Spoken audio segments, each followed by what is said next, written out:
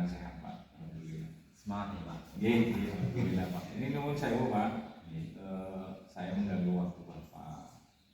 Saya pengen wawancara dengan Bapak. Ada beberapa pertanyaan yang mungkin saya berikan kepada Bapak. Mudah-mudahan Bapak berkenan menjawabnya. Ini merupakan dari bagian dari tugas yang harus saya lakukan. Pertama gitu Pak, selama ini Bapak sebagai kepala sekolah Pak, dalam pengambilan keputusan, bagaimana sih cara Bapak mengidentifikasi pengambilan keputusan itu? Untuk mengidentifikasi masalah ini dalam pengambilan keputusan, ya saya harus mengecek dulu itu masalahnya masalah bagaimana. Kalau dulu saya belum mengenal nih, tapi karena kemarin saya sudah mengikuti pelajaran guru, jadi sedikitnya ya tahu lah tentang pengambilan keputusan. Ternyata memang tidak semudah kita langsung menyampaikan ini hukumannya, tapi memang harus ada beberapa prosedur atau langkah yang diambil. Dan pada saat awal saya harus mengidentifikasi itu kira-kira masalah itu masalah apa, masuk katakanlah benar versus benar atau mungkin benar versus salah. Karena kan dalam masalah itu ternyata tidak selamanya itu benar dan salah, tapi ternyata benar juga versus benar.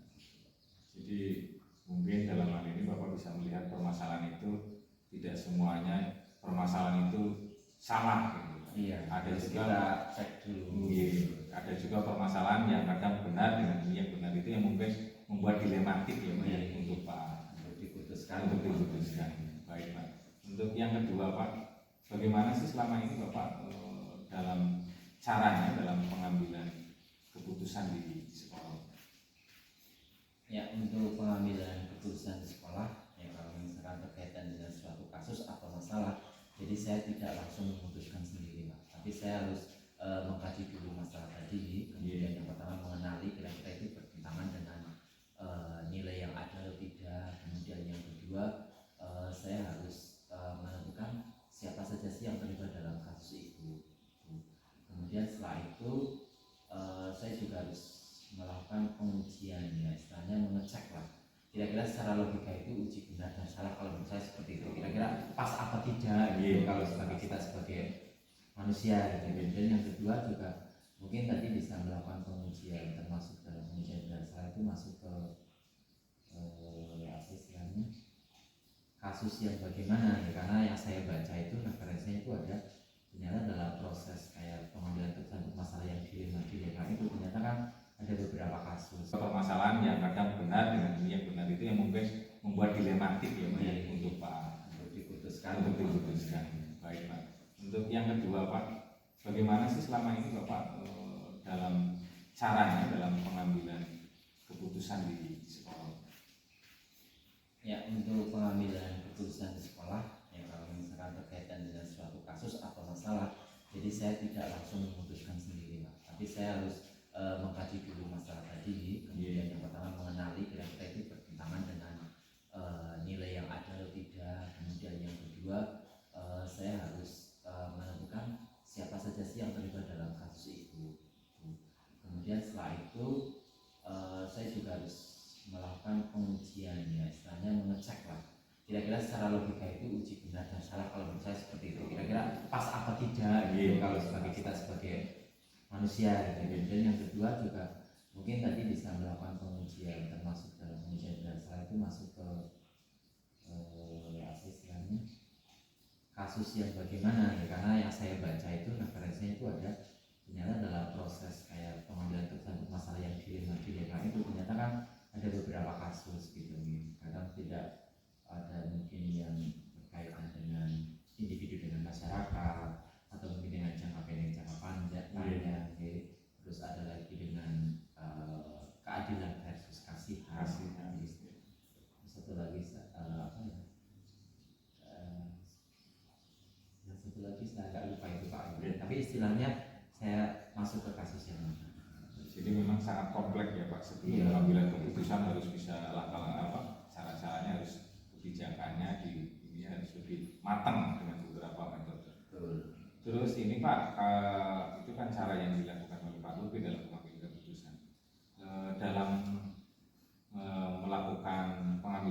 keputusan, langkah-langkah konkret yang pernah Bapak lakukan untuk sebuah pengambilan keputusan kayak apa? Langkah-langkah yang selama ini saya lakukan ya berarti kan saya langsung katakanlah kalau misalkan ada dua pihak ya saya panggil satu persatu. Ya, tidak saya harapkan tapi saya satu persatu. Kalau misalkan ada dua pihak yang bermasalah gitu ya, kemudian saya tanyakan, saya cari faktanya, kemudian saya juga tidak langsung memutuskan kamu salah, tapi saya kaji dulu jadi gitu ya. Kemudian sambil berdiskusi, sambil istilahnya sharing gitu ya, kenapa bisa terjadi masalah itu. Kemudian kedua saya juga panggil yang pihak yang kedua, kemudian setelah itu kita pikirkan solusi yang untuk masalah itu, dan untuk apa istilahnya pihak-pihak yang terlibat juga nanti saya juga panggil gitu kan. Misalnya kalau itu memang berkaitan dengan ada pihak yang lain, maka juga saya panggil. Ya, jadi artinya Bapak mengedepankan check on recheck, balancing dan dari sumber akar permasalahannya sebelum Bapak mengambil keputusan. Jadi saya cek dulu pihak-pihak yang terkait juga dalam masalah itu, dan juga mungkin kita perlu katakanlah apa istilahnya sumber-sumber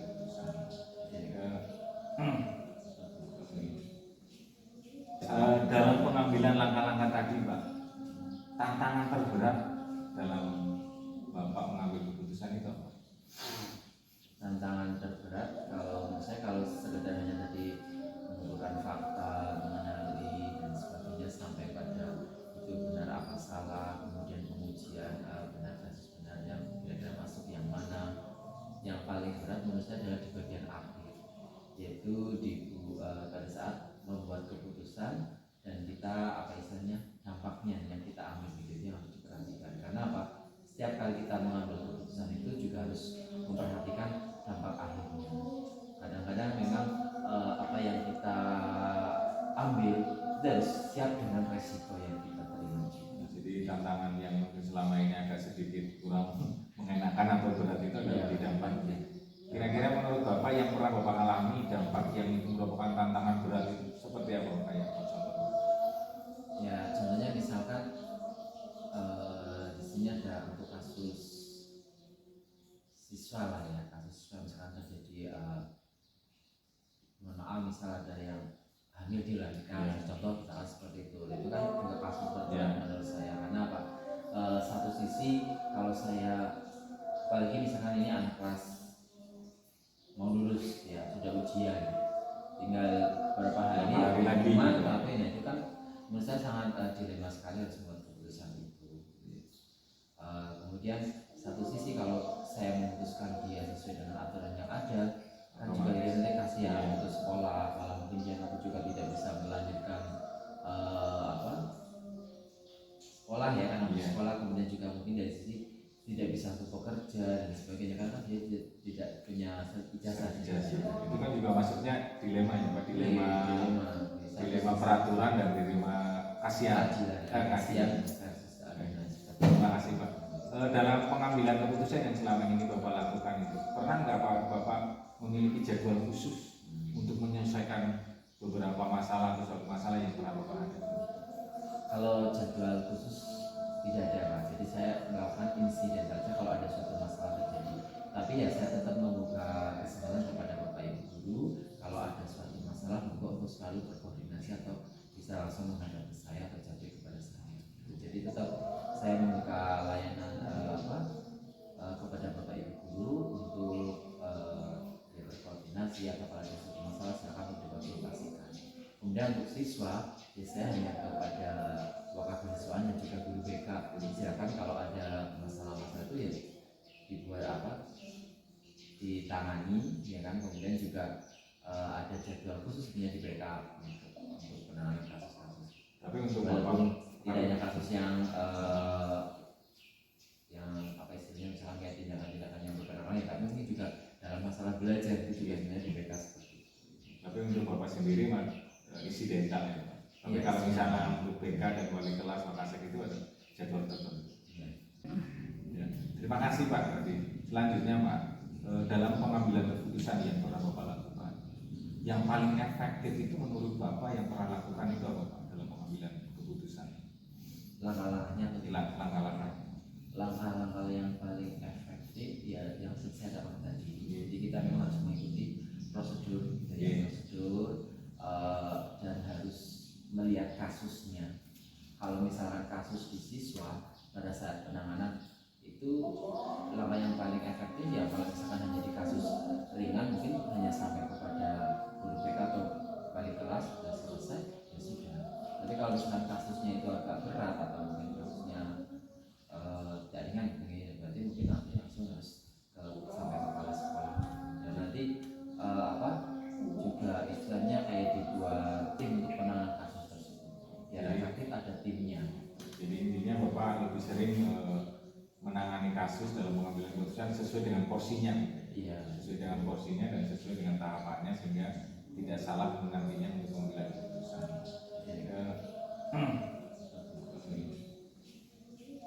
Dalam pengambilan langkah-langkah tadi, Pak, tantangan terberat dalam Bapak mengambil keputusan itu apa?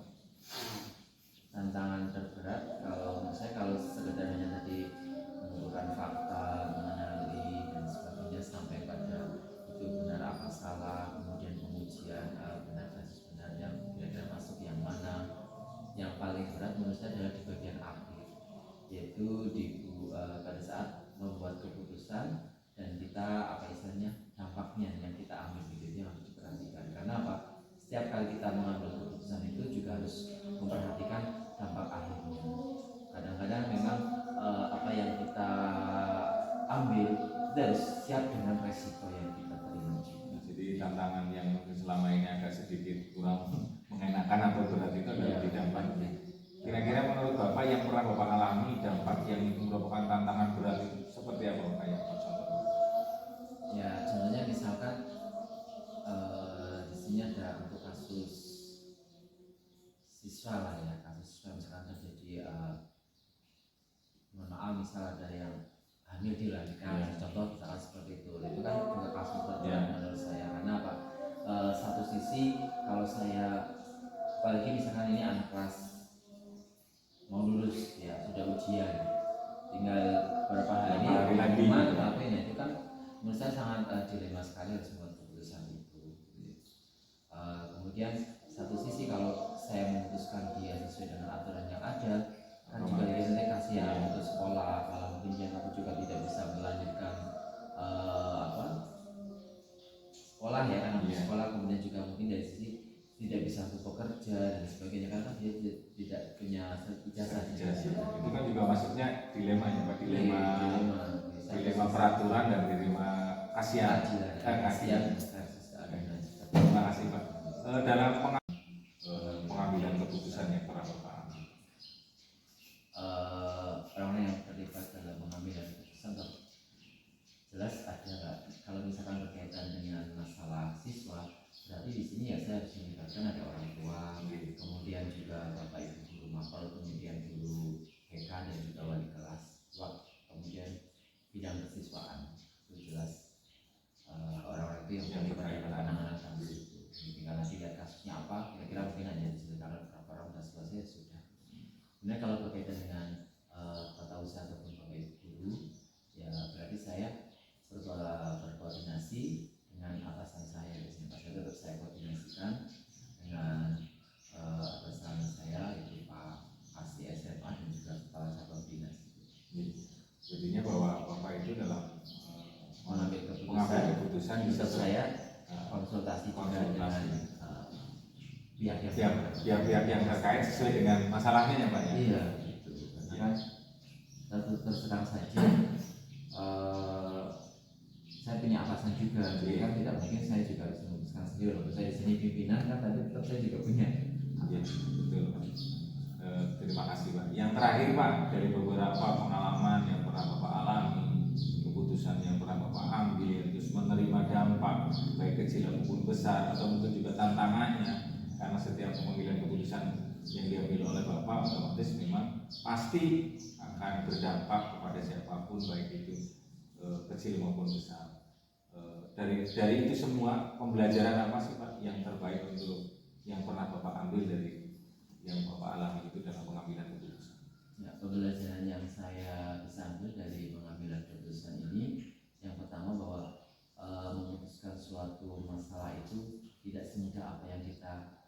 bayangkan gitu ya, karena memang ternyata butuh langkah-langkah atau prosedur yang tepat gitu ya, sehingga nanti akan menghasilkan suatu keputusan yang tepat juga dan mengurangi dampak negatif hasilnya, dampak yang tidak baik kepada semua pihak. Kemudian juga pengalaman belajar yang bisa saya ambil, ternyata ya memang hidup itu ada masalah nih, tapi segala suatu masalah kan pasti ada solusinya. Pelajaran yang saya ambil. Terima kasih Pak. Jadi saya simpulkan ini ada pembelajaran bagi saya juga ini dari pembelajaran Bapak tentang mengambil keputusan bahwa mengambil keputusan itu tidak mudah, tetapi juga tidak sulit kalau kita melalui atau melakukan dengan cara-cara yang tepat agar pengambil keputusannya juga tepat. Yang kedua bahwa pengambilan keputusan kita sebagai manusia sudah bermasalah, tetapi nantinya juga pasti sudah disiapkan solusinya. Jadi jangan takut dengan masalah karena itu sudah ada solusinya. Nah, terima kasih Pak, ini juga contoh yang terbaik dari yang pernah saya dengar dan itu bisa menjadi pembelajaran bagi diri saya. Terima kasih. Mohon maaf Bapak telah mengganggu waktunya. Mudah-mudahan Bapak lancar dalam menjalankan segala tugas yang ada di sekolah. Sehat selalu. Matur suwun. Terima kasih. Assalamualaikum warahmatullahi wabarakatuh. Sukses juga Pak. Iya Pak.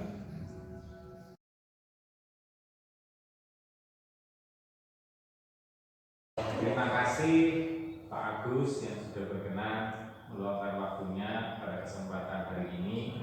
Mohon maaf saya mengganggu aktivitas Bapak pada kesempatan kali ini. Saya ingin mewawancari Bapak tentang pengalaman Bapak, bagaimana Bapak mengambil keputusan pada saat-saat mungkin ya dilema. Artinya dilema itu bisa dilema etika atau mungkin juga dilema rujukan sebagai institusi moral. Selama ini Pak Agus sebagai kepala sekolah, bagaimana sih cara mengidentifikasi keputusan dalam pengambilan keputusan yang Bapak ambil di sekolah? Gini Pak, saya pada saat mengambil keputusan terkait dengan adanya dilema etika atau rujukan moral, tentunya saya awalnya itu adalah mengidentifikasi Bapak, mengidentifikasi terkait dengan nilai-nilai kebajikan yang tercakup dalam permasalahan ini, sehingga nanti setelah saya sudah mulai mengidentifikasi nilai kebajikan itu, saya akan mendapatkan gambaran ini termasuk dalam dilema etika atau ke dalam rujukan moral. Ya, terima kasih Pak. Jadi saya sudah paham dengan jawaban Bapak bahwa ketika mengidentifikasi tentunya Bapak memilah-milah mana yang menjadi dilema etika dan mana yang menjadi rujukan moral. Terus selanjutnya Pak, selama ini juga Bapak sebagai kepala sekolah dalam menjalankan pengambilan keputusan, terutama kasus-kasus yang mengandung kepentingan sama-sama benar, itu bagaimana Pak cara mengambil keputusan? Suatu dilema pada saat kasus itu sama-sama benar, yang akan saya lakukan di sini adalah saya akan melihat terkait dengan prinsip dari pengambilan keputusan ini. Sebisa mungkin pengambilan keputusan yang nilai kejelekannya itu lebih sedikit terhadap pihak-pihak tertentu, sehingga saya akan memilih suatu keputusan yang akan lebih bermanfaat kepada banyak orang. Jadi pada prinsipnya Bapak akan mengambil keputusan yang lebih besar manfaatnya daripada mudaratnya. Ya, betul. Masalah yang sama-sama positif benar. Ya, sama-sama benar. Terus selanjutnya Pak, dalam pengambilan keputusan itu langkah-langkah apa sih Pak yang Bapak lakukan agar pengambilan keputusan itu yang sesuai dengan harapan Pak Agus? Kalau langkah-langkah yang pertama, setidaknya pada saat saya mendapatkan suatu masalah, saya akan mencari tahu dulu akar dari permasalahannya melalui saya akan mencoba mencari tahu terhadap pihak-pihak yang bermasalah. Misalkan di sini ada permasalahan antara siswa dengan gurunya. Nah, saya akan memanggil secara terpisah. Misalkan yang pertama saya akan mencari tahu informasi kepada gurunya dulu. Kemudian di lain waktu secara terpisah saya akan mencari tahu versi dari anaknya.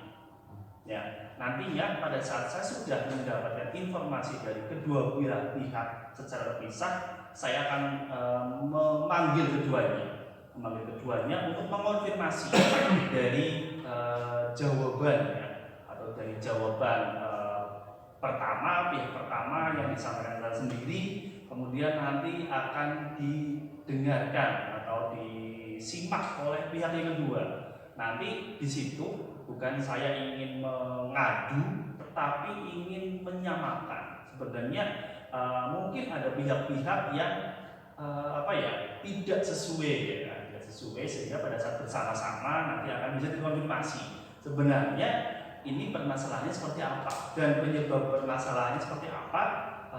Mungkin akan terdapat, saya bisa menangkap dari itu. Ya, terima kasih Pak.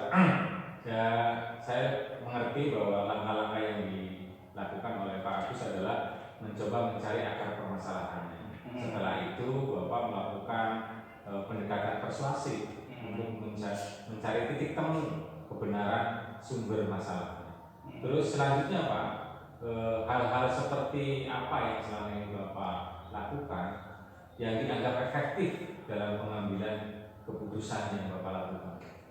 Nah, terkait dengan hal-hal yang menjadi pertimbangan saya dalam mengambil keputusan ini, saya tentunya pada saat sudah mengetahui dari satu pihak, kemudian pihak yang kedua juga sudah mengetahui, saya mencoba untuk mencari tahu pengalaman-pengalaman mungkin yang pernah saya alami. Kemudian saya juga mencoba untuk mencari pengetahuan dari luar lagi. Kira-kira pengambilan keputusan itu yang lebih tepat yang mana sebelum saya mengumpulkan kedua belah pihak. Nantinya untuk pengambilan keputusan akhir saya akan di kedua belah pihak harus sudah ada semuanya, tidak hanya melibatkan satu pihak saja, tapi ada kedua belah itu. Pada saat mengambil keputusan pun saya mencoba untuk pengambilan keputusan yang bertanggung jawab dan pengambilan keputusan seperti yang disampaikan awal, bahwa keputusannya kalau bisa itu dipilih yang paling sedikit mudaratnya atau yang lebih bermanfaat untuk kedua belah pihak. Meskipun mungkin ada satu pihak yang istilahnya merasa dirugikan, tapi kalau memang itu dirugikannya paling sedikit dibandingkan keputusan yang lain, saya akan mengambil keputusan itu. Ya, terima kasih Pak.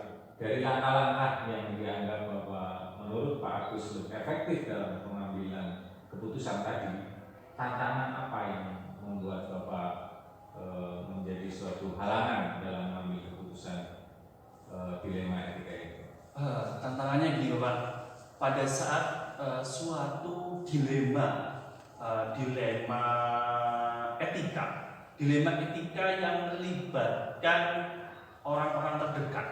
Nah, itu yang membuat saya itu sangat tertantang dan juga beri tantangan, karena pada saat semuanya itu dekat, misalkan guru-guru saya dan murid-murid saya, itu otomatis saya harus bagaimana caranya saya bisa berimbang, tidak berat sebelah. Karena di sini terkait dengan kedekatan secara moral, kemudian bagaimana dilema etika itu bisa terpecahkan tanpa harus menyudutkan atau menyalahkan salah satu pihak. Jadi itu ya Pak ya tantangannya, orang-orang terdekat yang melihat secara kekeluargaan atau mungkin ya yang di lingkungan sekolah, mungkin guru dan murid, kalau terlibat permasalahan Pak Agus akan sulit mengambil keputusan. Ya betul sekali. Apalagi kalau itu menyangkut diri sendiri Pak. Ya, itu jelas suatu dilematis sekali bagaimana mengambil keputusan. Dalam hal pengambilan keputusan Pak yang pernah Bapak alami, seperti tantangan secara yang sekarang mungkin Bapak bisa hadapi, apakah Bapak memiliki jadwal khusus untuk mengambil keputusan itu?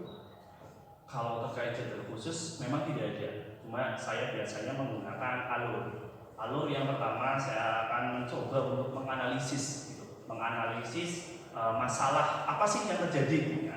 Kemudian mulai merencanakan. Setelah saya sudah menganalisis, permasalahannya seperti ini, saya mulai merencanakan memanggil pihak tertentu. Tapi itu tidak bisa saya rencanakan di awal karena untuk membicarakan atau bertemu dengan pihak lain itu juga saya harus secara fleksibel atau secara kontinu bahwasanya pihak lain pun bisa, sehingga pada saat saya sudah memanggil pihak-pihak yang bersangkutan, kemudian saya akan mencoba untuk mempertimbangkan pendapat-pendapatnya dari kedua belah pihak. Sudah satu pihak, dua pihak saya panggil bersama. Kemudian kalau memang dari kedua belah pihak itu masih sama-sama kuat, saya mencoba untuk mengambil di tengahnya. Di tengah di sini yang bisa memfasilitasi semuanya, bermanfaat. Mungkin jeleknya kemudaratan dari pihak satu dan yang kedua itu akan yang paling kecil. Jadi menurut Bapak tidak memiliki jadwal khusus, yang penting adalah mencari permasalahannya dan kalau ada kesempatan menyelesaikannya. Terus Pak, adakah orang-orang atau faktor-faktor yang mempengaruhi Bapak dalam pengambilan keputusan Bapak selama ini di sekolah? Faktor yang mempengaruhi itu pastinya adalah pihak-pihak yang terkait, Bapak. Pihak-pihak yang bersangkutan. Saya tidak mungkin akan menyelesaikan suatu permasalahan tanpa tidak melibatkan pihak yang bersangkutan. Karena apa? Yang mengetahui akar permasalahan itu adalah pihak-pihak yang bersangkutan. Tentunya pihak yang bersangkutan ini akan saya mencoba untuk bisa terbuka, sehingga adanya suatu keterbukaan itu tidak ada yang ditutup-tutupi. Pada saat ada yang ditutup-tutupi, mungkin juga penyelesaian akhirnya nanti tidak akan seperti yang diharapkan, karena seperti halnya kayak semacam dimanipulasi seperti itu. Jadi faktor utamanya tetap mereka-mereka yang bersangkutan dengan masalah. Ya, tanpa itu Pak Agus tidak bisa mengambil suatu keputusan. Ya, betul. Dari awal sampai akhir ini tadi kita sudah melakukan wawancara, pembelajaran apa yang mungkin bisa dapat ambil dari pengambilan keputusan ini, Pak Agus? Dalam mengambil keputusan ataupun yang berhubungan dengan dilema etika, tentunya di sini dalam mengambil keputusan itu tidak hanya menonjolkan ego diri sendiri, Bapak. Ya, kita harus menanggalkan ego kita. Kita harus bisa memposisikan diri bukan sebagai pihak yang benar atau pihak yang salah, tetapi kita harus bisa memposisikan diri sebagai pihak yang di tengah-tengah antara kedua belah pihak yang saling bersangkutan, sehingga kalaupun kita yang terlibat pihak yang terkait, nah kita juga harus bisa menanggalkan, karena kita saya sebagai pimpinan di sekolah tentunya harus bisa menanggalkan itu. Tidak serta-merta bahwa seorang pimpinan itu harus selalu benar, tetapi seorang pimpinan itu bagaimana itu bisa mengayomi semuanya. Kalau ternyata keputusan dari pimpinan itu keliru, tentunya ya itu juga harus direvisi juga, ya kan? Kita juga harus menerima kritikan dari rekan-rekan kita, rekan-rekan berjauh kita. Terima kasih Pak Agus. Jadi serangkaian tadi wawancara bisa saya ambil kesimpulan bahwa pembelajaran dalam mengambil keputusan Pak Agus bahwa kita harus bisa sadar diri, memposisikan diri dan mengurangi egonya, sehingga permasalahan yang akan kita ambil keputusan akan berdampak baik seperti sedia kala. Terima kasih Pak Agus. Terima kasih atas waktunya. Terima kasih. Segala kekurangannya. Assalamualaikum. Ya, terima kasih. Warahmatullahi wabarakatuh. Waalaikumsalam. Mohon pamit Pak Agus. Ini kami Kasih